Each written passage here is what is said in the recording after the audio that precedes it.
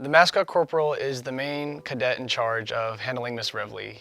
In order to become a mascot corporal, you have to be in the Corps Cadets and you have to be in Company E2. Once you come in your freshman year, you go through the entire year. In your second semester, you will be offered the opportunity to try out to become mascot corporal. Being mascot corporal is a very PR-related job. You're talking to the public, you're interacting with Aggies every single day. There's weeks and weeks of planning that go into choosing the next mascot corporal, and no one knows except for the handlers. It's passed down. You know it's your last day on the job, and it's very emotional. You know, you've spent a whole year putting your heart and soul into this dog that you're willing to do anything for. Whenever I got called up to the graves and I knew that it was me, I was trying my best to compose myself.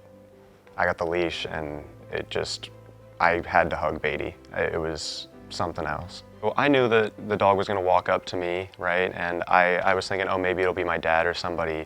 But it was actually my brother, who was a former mascot corporal, and I was told that he wasn't going to be able to come, and that was probably the best moment of my entire first year. It was really emotional seeing my brother, especially because he walked up to me with tears in his eyes already.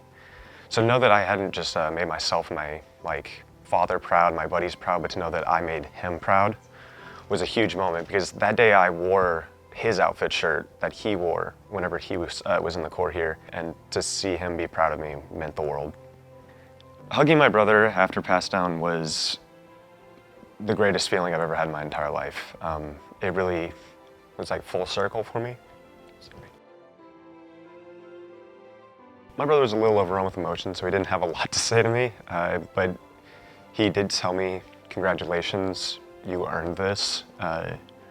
And that he was proud of me, and those words from him meant more than they would have from anybody else.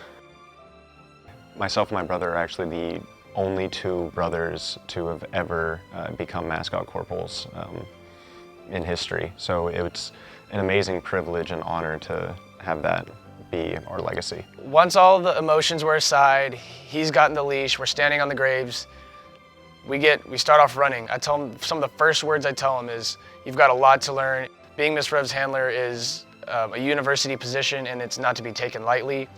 Yes, we're happy right now, but there's no time to play games. This is a job you have to take seriously. It was one of the most fulfilling things I've ever done. To know that I know what it feels like to be handed the leash, but it was almost even more rewarding to give it to someone else, to know that they're gonna have the same and even more experiences than I did. Lucas Scroggins would be willing to do anything for Miss Rev.